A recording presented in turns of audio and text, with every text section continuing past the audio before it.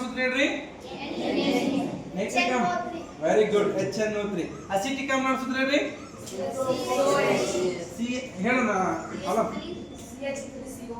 Very good CH3COOH so ಇವು ಆಮ್ಲಗಳು ಪ್ರತ್ಯಾಮ್ಲ ನೋಡಿ ಸೋಡಿಯಂ ಹೈಡ್ರಾಕ್ಸೈಡ್ ಏನಿದೆ ಹೇಳಿದ sodium hydroxide next magnesium hydroxide ಮತ್ತೆ ಕ್ಯಾಲ್ಸಿಯಂ ಹೈಡ್ರಾಕ್ಸೈಡ್ ಇವೇನು ಪ್ರತ್ಯಾಮ್ಲಗಳಿಗೆ ಉದಾಹರಣೆಗಳು ಸರಿನಾ ನಾವು ಈಗ ಫಸ್ಟ್ ಏನು ಮಾಡೋಣಪ್ಪ ಅಂದ್ರೆ ಒಂದು ಸಣ್ಣ ಒಂದು ಇದು ಬೀಗರ್ನಲ್ಲಿ ಏನು ಮಾಡ್ತಪ್ಪ ಅಂದ್ರೆ ಏನು ಮಾಡ್ತೀನಿ ಹೈಡ್ರೋಕ್ಲೋರಿಕ್ ಆಮ್ಲವನ್ನು ತೆಗೆದುಕೊಳ್ತೀನಿ ಆಮ್ಲವನ್ನು ತೆಗೆದುಕೊಳ್ತೀನಿ ಎಸ್ ಏನು ಹೇಳಿದ್ದು ಆಮ್ಲ ಹೈಡ್ರೋಕ್ಲೋರಿಕ್ ಆಮ್ಲ ಓಕೆ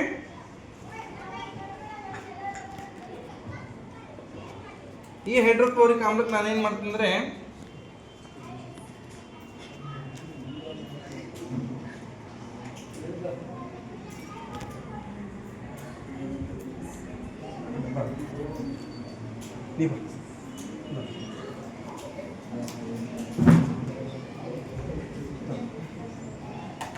ಇದು ಯಾವ ತೋರಿಸಿದ ಯಾವ ಲಿಟ್ಮಸ್ ಕಾಗದ ಕೇಳೋಣ ಇದು ಯಾವ ಲಿಟ್ಮಸ್ ಇದು ಕೆಂಪು ಲಿಟ್ಮಸ್ ಕಾಗದ ಈ ಕೆಂಪು ಲಿಟ್ಮಸ್ ಕಾಗದವನ್ನ ಇದರಲ್ಲಿ ಏನಾದರೂ ಅತ್ತಳ ಏನಾದರೂ ಬಣ್ಣ ಬದಲಾವಣೆ ಏನಾದ್ರು ಬದಲಾವಣೆ ಆಯ್ತಾ ಹಂಗೆ ಇದೆ ಯಾವ್ದಾದ್ರೆ ಹಾಗೆ ಇದೆ ತಾನೆ ಈಗ ನಾವು ಏನು ಮಾಡೋಣ ಬ್ಲೂ ಕೊಡೋಣ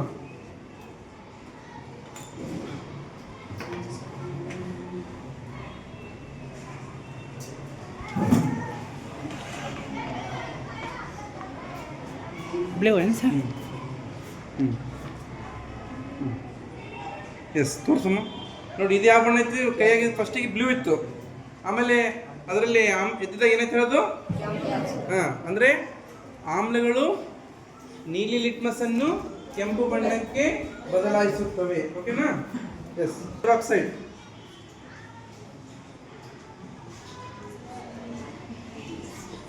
ಸೋಡಿಯಂ ಹೈಡ್ರಾಕ್ಸೈಡ್ ಇದೊಂದು ಪ್ರತ್ಯಾಮ್ಲ ಇದು ಏನು ಪ್ರತ್ಯಾಮ್ಲ ಈ ಪ್ರತ್ಯಾಮ್ಲದಿಂದ ನಾವೇನು ಮಾಡ್ತೀವಪ್ಪ ಅಂದ್ರೆ ಈಗ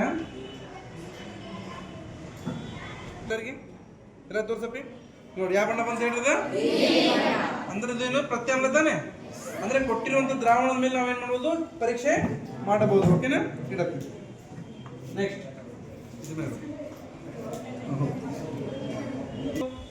ಇದೊಂದು ಸೂಚಕ ಎಂತಹ ಸೂಚಕ ನೈಸರ್ಗಿಕ ಸೂಚಕ ನೋಡಿ ಒಟ್ಟು ನಮಗೆ ನಮ್ಮ ಪುಸ್ತಕದಲ್ಲಿ ಒಟ್ಟ 3 ಸೂಚಕಗಳಿದಾವೆ ಯಾವ್ಯಾವಪ್ಪ ಅಂದ್ರೆ ಒಂದು ನೈಸರ್ಗಿಕ ಸೂಚಕಗಳು ಒಂದು ಸಂಶ್ಲೇಷಿತ ಸೂಚಕಗಳು ಇನ್ನೊಂದು ಗ್ರಾಣ ಸೂಚಕಗಳು ನೈಸರ್ಗಿಕ ಸೂಚಕಗಳ ಉದಾಹರಣೆ ಲಿಟ್ಮಸ್ ಕಾಗದ ಮತ್ತು ಅರಿಶಿಣ ಲಿಟ್ಮಸ್ ಕಾಗದ ಮತ್ತು ಅರಿಶಿಣ ನೋಡಿ ನೀವು ಸಾರಿನ ಒಂದು ಹನಿ ನಿಮ್ಮ ಬಟ್ಟೆ ಮೇಲೆ ಬಿದ್ದಾಗ ಏನಾಗುತ್ತೆ ಹಳದಿ ಕಲೆ ಬರ್ತಲ್ಲ ಕೆಂಪು ಕಲೆ ಬರ್ತಲ್ಲ ಅದೇನಪ್ಪ ಅಂದ್ರೆ ಅದು ಅರಿಶಿಣ ಬಣ್ಣದ ಸೂಚಕ ಅಂತ ನಾವು ಹೇಳ್ಬೋದು ಅದು ನೈಸರ್ಗಿಕ ಸೂಚಕ ಯಾವ್ಯಾವು ಅರಿಶಿಣ ಮತ್ತು ಲಿಟ್ಮಸ್ ಕಾಗದ ನೆಕ್ಸ್ಟ್ ಸಂಶ್ಲೇಷಿತ ಸೂಚಕಗಳು ಏನ್ ಹೇಳಿಲ್ಲ ಸಂಶ್ಲೇಷಿತ ಸೂಚಕಗಳದವಲ್ಲ ಯಾವ್ಯಾವ ಹೇಳ್ರಿ ಮಿಥೈಲ್ ಆರೆಂಜ್ ಮತ್ತು ಫಿನಾಲ್ಫಥಲೈನ್ ಮಿಥೈಲ್ ಆರೆಂಜ್ ಮತ್ತು ಇವು ಎಂತ ಸೂಚಕಗಳು ಹೇಳಿವು ಸಂಶ್ಲೇಷಿತ ಸೂಚಕಗಳು ಎಂತ ಸೂಚಕಗಳು ಸಂಶ್ಲೇಷಿತ ಸೂಚಕಗಳು ಅಂತಂದ್ರೆ ಅವು ತಯಾರು ಮಾಡಿರ್ತಾರೆ ಓಕೆನಾ ಇನ್ ನೆಕ್ಸ್ಟ್ ಒಂದು ಬರ್ತೈತಿ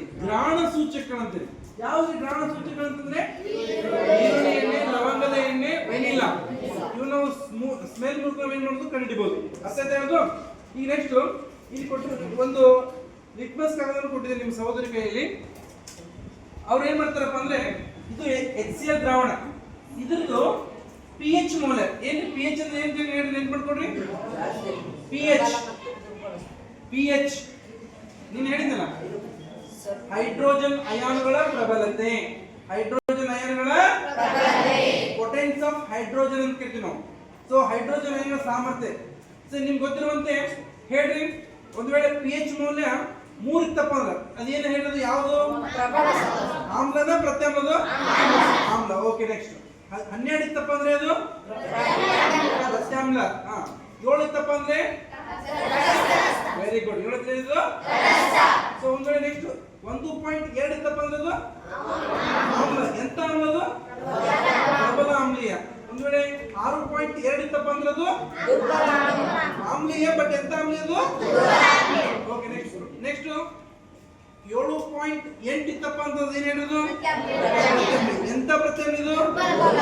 ದುರ್ಬಲ ಪ್ರತ್ಯಾಮ್ಲ. ಅಂದ್ರೆ 13.5 ಇತ್ತಪ್ಪ ಅಂತಂದ್ರೆ ಪ್ರತ್ಯಾಮ್ಲ. ಎಂತ ಪ್ರತ್ಯಾಮ್ಲ ಇದು? ಓಕೆ, ಈಗ ಏನ್ ಮಾಡ್ತಿದ್ದೀರಪ್ಪ ಇಲ್ಲಿ ನಮಗೆ ಈ ಸೂಚಕಗಳಿದಾವೆ, ಇಲ್ಲಿ ನಂಬರ್ಸ್ ಇದಾವೆ, 1 2 3 4 10 ಇದಾವೆ. ಆದ್ರೆ ಯಾವ ಬಣ್ಣ ಸೂಚಿಸಿದ್ರೆ ನಮ್ಗೆ ಗೊತ್ತಾಗುತ್ತೆ ಅದು ಪ್ರಬಲನ ದುರ್ಬಲ, ಆಮ್ಲನ ಪ್ರತ್ಯಾಮ್ಲ. ಫಸ್ಟ್ ನಮಗೆ ಕೊಟ್ಟಿರುವಂತ ಲಿಟ್ಮಸ್ ಕಾಗದ ನಮಗೆ ಅದು ಪ್ರಬಲನೋ ಆಮ್ಲನೋ ಪ್ರತ್ಯಾಮ್ಲ ಅಂತ ಕಂಡಿದ್ದೇವೆ. ಅದರಲ್ಲಿ ಪ್ರಬಲನೋ ದುರ್ಬಲ ಅಂತ ನಾವು ಕಂಡಿಬಹುದು. ಅಮ್ಮ ಇದರಲ್ಲಿ ನೋಡಿ ಯಾವ ಬಣ್ಣ ಬಂತದು? ರೆಡ್ ಬಂತು. ಸೊ ರೆಡ್ ಬಂತಪ್ಪ ಅಂತಂದ್ರೆ ಎಷ್ಟು ಬರೀತೀವಿ ಪಿ ಎಚ್ ಮೌಲ್ಯ? ನೋಡಿ ಇದು ರೆಡ್ ಬಂತು. ರೆಡ್ ಬಂತಪ್ಪ ಅಂತಂದ್ರೆ ಇದು ಪಿ ಎಚ್ ಮೌಲ್ಯ 1. ಅಂದ್ರೆ ಇದು ಪಿ ಎಚ್ ಮೌಲ್ಯ 1 ಅಂತಂದ್ರೆ ಇದು ಆಮ್ಲನ ಪ್ರತ್ಯಾಮ್ಲನ? ಆಮ್ಲ. Very good. ಎಂತ ಆಮ್ಲ ಹೇಳಿದ್ರಲ್ಲಿ? ಪ್ರಬಲ ಆಮ್ಲನ. ಹೌದಾ? ಅರ್ಥ ಆಯ್ತಾ ನಿಮ್ಗೆ ಇದು? ಎಸ್. ನಾವೀಗ ಇದನ್ನ ಏನ್ ಮಾಡೋಣ, ಇದ್ರಲ್ಲಿ ಇದ್ದೋಣ. ಇದ್ರಲ್ಲಿ ಹೇಳ್ರಿ ಪ್ರತ್ಯಾಮ್ಲದಲ್ಲಿ ಇದ್ದೋಣ. ಪ್ರತ್ಯಾಮ್ಲಕ್ಕೆ ಉದಾಹರಣೆ ಕೊಡ್ರಿ. Sodium hydroxide. ಓಕೆನಾ? Yes, thank you.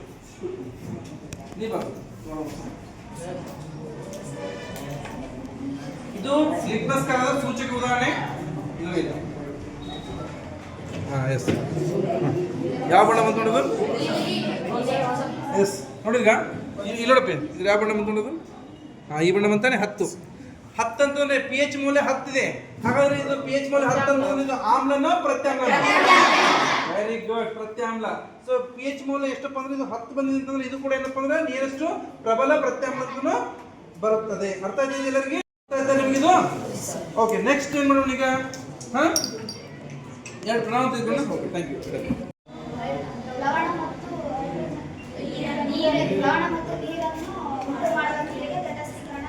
Yes, very good. ಅಲ್ವಾ? ತಟಸ್ಥೀಕರಣ. ಆಮ್ಲ ಮತ್ತು ಪ್ರತ್ಯಾಮ್ಲಗಳು ಪರಸ್ಪರ ವರ್ತಿಸಿ ಲವಣ ಮತ್ತು ನೀರನ್ನು ಉಂಟು ಮಾಡುವ ಪ್ರಕ್ರಿಯೆ ಅಂತೀವಿ ತಟಸ್ಥೀಕರಣ. ನೋಡಿ, ಆಮ್ಲದ ಪ್ರಭಾವವನ್ನು ಕಡಿಮೆ ಮಾಡೋದು ಯಾರಪ್ಪ ಅಂತಂದ್ರೆ ಪ್ರತ್ಯಾಮ್ಲ. ಪ್ರತ್ಯಾಮ್ಲದ ಪ್ರಭಾವವನ್ನು ಕಡಿಮೆ ಮಾಡೋದು ಯಾರಪ್ಪ ಅಂತಂದ್ರೆ ಆಮ್ಲ. ಸೊ ನಾವಿಲ್ಲಿ ತಟಸ್ಥೀಕರಣ ಕ್ರಿಯೆ ಆಗುವುದನ್ನ ನೋಡೋಣ. ತಟಸ್ಥೀಕರಣ ಹೇಗಾಗ್ತದೆ ನಾವು ನೋಡೋಣ ಈಗ, ಸರಿನಾ? ನಾನು ಏನ್ ಮಾಡ್ತೀನಿ, ಫಸ್ಟ್ ಏನ್ ಮಾಡ್ತೀನಿ ಅಂದ್ರೆ ಸೋಡಿಯಂ ಹೈಡ್ರಾಕ್ಸೈಡ್ ಅಂತ ತಗೊಂತೀನಿ. ಏನ್ ತೆಗೆದುಕೊಳ್ತೀನಿ ನೋಡ್ರಿ? ಸೋಡಿಯಂ ಹೈಡ್ರಾಕ್ಸೈಡ್ ಅಂತ ತೆಗೆದುಕೊಳ್ತೀನಿ. ಸೋಡಿಯಂ ಹೈಡ್ರಾಕ್ಸೈಡ್ ಏನಿದೊಂದು ಆಮ್ಲನ ಪ್ರತ್ಯಾಮ್ಲ? Yes, very good. Sodium hydroxide ಅನ್ನ ಸೂತ್ರ ಹೇಳ್ರಿ. Very good. NaOH. ಸೊ ನಾನು ಏನ್ ಮಾಡ್ತೀನಿ, ಯಾವ ದ್ರಾವಣಕ್ಕೆ ಏನಿರುತ್ತೆ? ಯಾವ ದ್ರಾವಣ? ಸೋಡಿಯಂ ಹೈಡ್ರಾಕ್ಸೈಡ್ ದ್ರಾವಣವನ್ನು ಹಾಕಿನಿ. ಓಕೆ, ಸೋಡಿಯಂ ಹೈಡ್ರಾಕ್ಸೈಡ್ ಇನ್ನೊಂದು ಪ್ರತ್ಯಾಮ್ಲ, ಸರಿನಾ? ನೋಡಿ, ಸೋಡಿಯಂ ಹೈಡ್ರಾಕ್ಸೈಡ್ ದ್ರಾವಣವನ್ನು ಹಾಕಿನ. ಈಗ ನಾನೇನ್ ಮಾಡ್ತಿದ್ದಕ್ಕೆ ಫಿನಾಫ್ಥಲೀನ್ ಅನ್ನುವಂತ ಒಂದು ಇಂಡಿಕೇಟರ್ ಅಥವಾ ಸೂಚಕವನ್ನ ಹಾಕ್ತೀನಿ. ಯಾವ್ದನ್ನ ಹೇಳ್ರಿ? ಫಿನಾಫ್ಥಲೀನ್ ಅನ್ನುವಂತ ಒಂದು ಇಂಡಿಕೇಟರ್ ಅನ್ನ ಹಾಕ್ತೀನಿ, ಸೂಚಕವನ್ನ ಹಾಕ್ತೀನಿ. ಏನಾಗ್ತದೆ ನೀವೇ ನೋಡಿ ಇಲ್ಲಿ.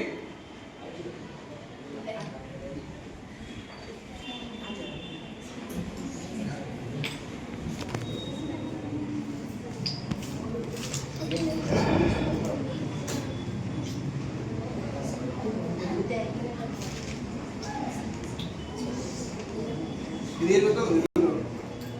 ರೈಟ್. ನೋಡಿ ಇಲ್ಲಿ ಫಿನಾಫ್ಥಲೀನ್ ಬಣ್ಣ, ಫಿನಾಫ್ಥಲೀನ್ ಇಂಡಿಕೇಟರ್ ಆಗಿದೆ. ಏನಾಯ್ತು ಹೇಳೋದು? ಏನಾಯ್ತು? ಮೊದಲ ಕಲರ್ಲೆಸ್ ಇತ್ತು, ಕಲರ್ ಆಯ್ತು, ಪಿಂಕ್ ಕಲರ್ ಬಂತು, ಸರಿನಾ? ಓಕೆ, ನಾನೀಗ ಏನ್ ಮಾಡ್ತಿದ್ದಕ್ಕೆ ಹೈಡ್ರೋಕ್ಲೋರಿಕ್ ಆಮ್ಲವನ್ನು ಹಾಕ್ತೀನಿ. ನೋಡಿ,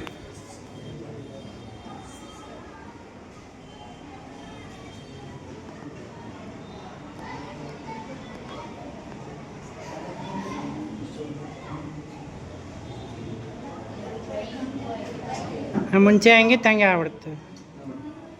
ಆಯ್ತಾ? ಅದು ಅರ್ಥ ಆಯ್ತಾ? ಇದು ತಟಸ್ಥೀಕರಣ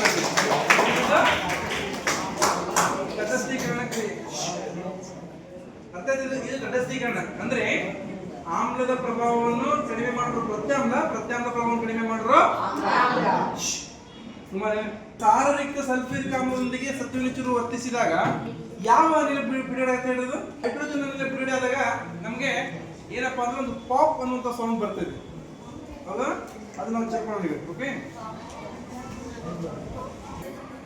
ಸಲ್ಫ್ಯೂರಿಕ್ ಆಮ್ಲ ಅಂತ ತೆಗೆದುಕೊಳ್ತಾನೆ. ಯಾವ್ದ್ರಿ?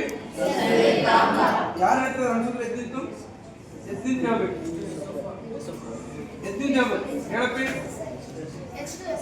Very good. ಯಾವ್ದು ಅನಿಸಿದ್ರೆ ಸಲ್ಫ್ಯೂರಿಕ್ ಆಮ್ಲವನ್ನು ಹಾಕ್ತೀನಿ. ಓಕೆ, ನೀವೆಲ್ಲ ಚೆನ್ನಾಗಿ ಯೂಟ್ಯೂಬ್ ಒಳಗೆ ಬರ್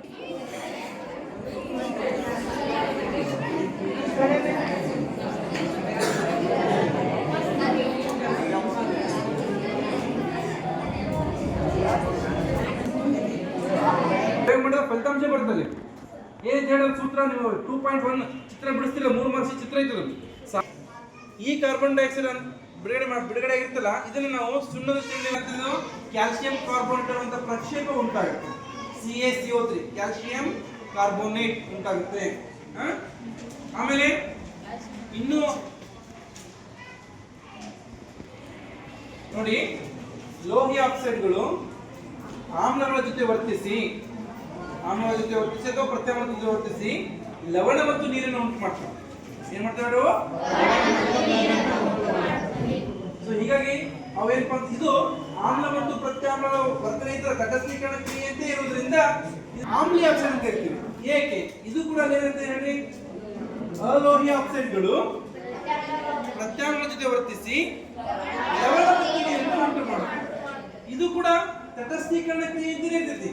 ಆಮ್ಲ ಮತ್ತು ಪ್ರತ್ಯಾಮ್ಲ ವರ್ತನೆ ಮಾಡ್ತೀವಲ್ಲ, ಹಾಗೇನೆ ಇರ್ತೈತಿ. ಹಾಗೆ ಇರುವುದರಿಂದ ಏನಂತೆ, ಈ ಅಲೋಹಿ ಆಕ್ಸೈಡ್ಗಳನ್ನು ಆಮ್ಲೀಯ ಆಕ್ಸೈಡ್ ಅಂತ ಕರೀತೇವೆ. ಮತ್ತು ಜೊತೆಗೆ ಇವು ಕೂಡ ಹಾಗೆ ನೀಲಿ ಲಿಟ್ಮಸ್ ಅನ್ನು, ಆಮ್ಲಗಳು ನೀಲಿ ಲಿಟ್ಮಸ್ ಅನ್ನು ಕೆಂಪು ಬಣ್ಣಕ್ಕೆ ಪರಿವರ್ತಿಸುತ್ತವೆ. ಪ್ರತ್ಯಾಮ್ಲಗಳು ಕೆಂಪು ಲಿಟ್ಮಸ್ ಅನ್ನು ನೀಲಿ ಬಣ್ಣಕ್ಕೆ ಪರಿವರ್ತಿಸುತ್ತವೆ. ಯಾವುದು? ಸಲ್ಫ್ಯೂರಿಕ್ ಆಮ್ಲ. ಸಲ್ಫ್ಯೂರಿಕ್ ಆಮ್ಲವನ್ನು ಹಾಕ್ತೀವಿ. H2SO4. ಓಕೆ.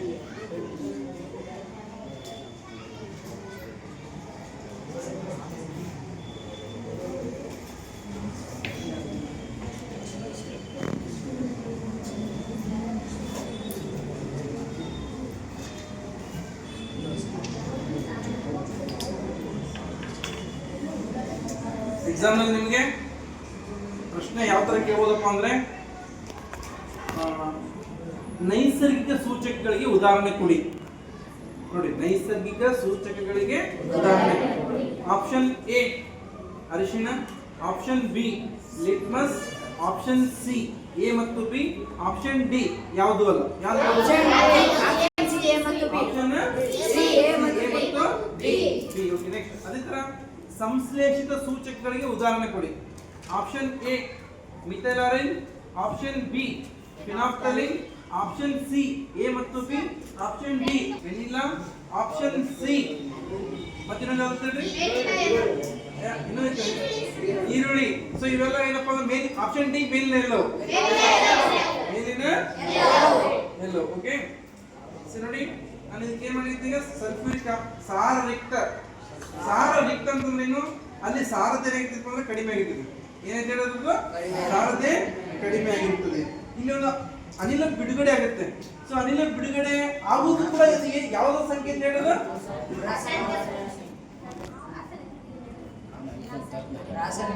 Very good. ರಾಸಾಯನಿಕ ಕ್ರಿಯೆ ನಡೆದಿದೆ ಎಂದು ನಿರ್ಧರಿಸುವ ಅಂಶ. ಓಕೆನಾ? ನಾನು ಇಲ್ಲಿ ಏನ್ ಮಾಡ್ತೀನಿ ಅಂದ್ರೆ, ಸತು, ಜಿಂಕ್, ಇದು ಲೋಹಗಳನ್ನು ಹಾಕ್ತೇನೆ ಅಂತ.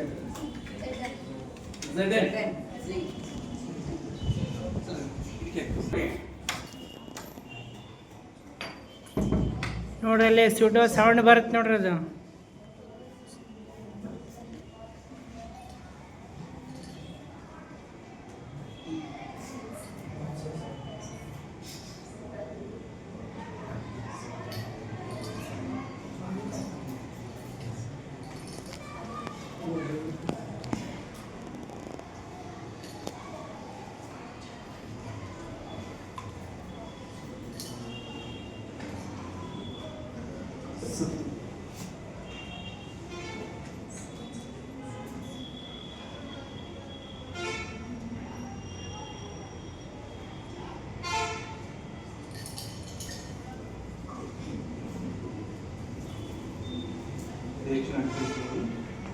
ಅನ್ನುವಂಥ ಶಬ್ದ ಬರುತ್ತೆ. ಶಬ್ದ ಬರ್ತಾ ಇರೋದು ಕಾಪ್ ಅನ್ನುವಂಥ ಶಬ್ದ. ಇದು ನಮ್ಗೆ ಏನ್ ಸೂಚಿಸಪ್ಪ ಅಂದ್ರೆ, ಹೈಡ್ರೋಜನ್ ಅನಿಲ ಬಿಡುಗಡೆ ಆಗಿರೋದನ್ನ ನಮ್ಗೆ ತಿಳಿದು ಬರುತ್ತದೆ. ಆ ಬಬಲ್ಸ್ ಬರ್ತಿದಲ್ಲ, ಆ ಬಬಲ್ಸ್ ಏನಪ್ಪ ಅಂದ್ರೆ ಹೈಡ್ರೋಜನ್ ಗ್ಯಾಸ್ ಇರುತ್ತೆ. ಯಾವ್ದು ಹೇಳ್ರಿ?